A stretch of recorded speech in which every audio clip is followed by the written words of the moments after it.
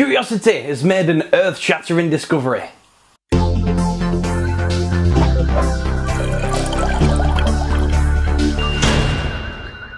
Yes, you heard correctly, the Mars Curiosity mission has finally found something that will set its place in the history books. But before we get to that, I want to talk about Lemmings. Now of course, I'm not on about the Nintendo Entertainment System computer game, I'm talking about these teensy little creatures that scuttle about the Arctic tundra. It was always thought that lemmings have been here and unaffected for centuries, which is true, partially. Scientists just assumed that because they've been around since before the Ice Age and are still around today, that they were unaffected by it. By examining some fossils, a small team of scientists have recently discovered that actually lemmings were regionally extinct for several periods of time, back in the late Pleistocene, or Ice Age. You might be wondering what lemmings actually are. They're these cute tiny little rodents that live in the Arctic and are known as subnivean animals, meaning they live under the snow. Lemmings survive on a diet of leaves, grass, roots and bulbs that they find burrowed under the Arctic tundra. This recent discovery has found that after each extinction, new colonies of the little creatures migrated back over to those regions with slightly different genetic makeup. But why are they bothered? Well, the team are using the lemmings as furry little markers to find out what caused the extinction of other creatures from the same period. They all lived in a period known as the late Pleistocene, like I mentioned before. This was a time thousands of years ago when the Earth looked a lot different than it does now.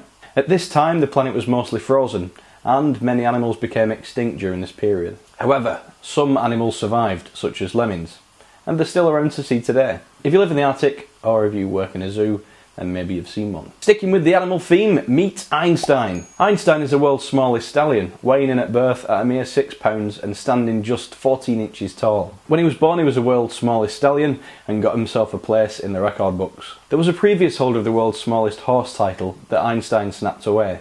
Although unlike the previous record holder, Einstein doesn't have any signs of dwarfism. He's just a tiny horse. Born back in 2010 and now almost 3 years old, he's almost ready for breaking. He's made the news this week because of this viral video of him trotting around in the western saddle on his back.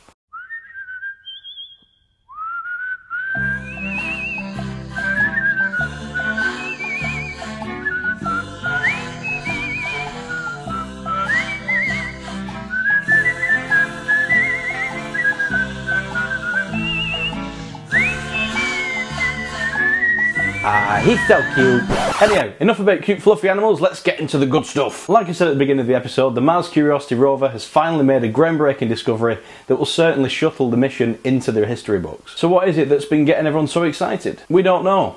They won't tell us. Anyway, it's been a good 2 weeks since we've heard anything from them, so what's it been up to? Well, they finally got some material into the Sample Analysis Mars unit for analysis. It only took them about a month of scooping and fighting about, but they finally got round to it in the end. They've moved away from the Rock Nest site and now they're at a spot they're calling Point Lake, and on the way there they performed the first touch and go rock analysis. Here's an animation of it in action, courtesy of NASA of course. I'll keep talking over it because it's a bit of a slow starter. They took a sample of stuff away from the Rock Nest site to analyse in a SAM unit, but they've not started that process yet. They have however discovered that the sand is similar to Hawaii's volcanic sand. Anyway, this groundbreaking discovery, we really don't know what it is, but they're due to tell us in the next few weeks, so they say. So when they do, I'll let you know. How is it finished? The PR ain't too good on this mission as of yet, but I'm doing my best to keep you updated.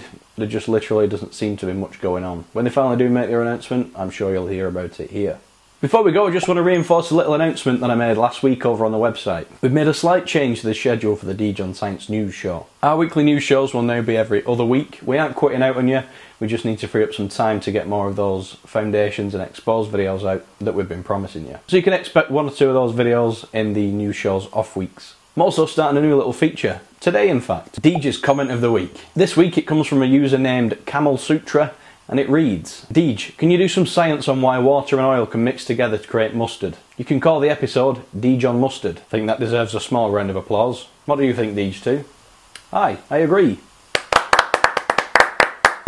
Anyway, thanks for watching this episode of Deej on Science. As always, you can get the latest from us on Facebook, Twitter or Google+. Don't forget to subscribe to the channel and post us your science questions in the comments below. Thanks for watching. I'll see you soon.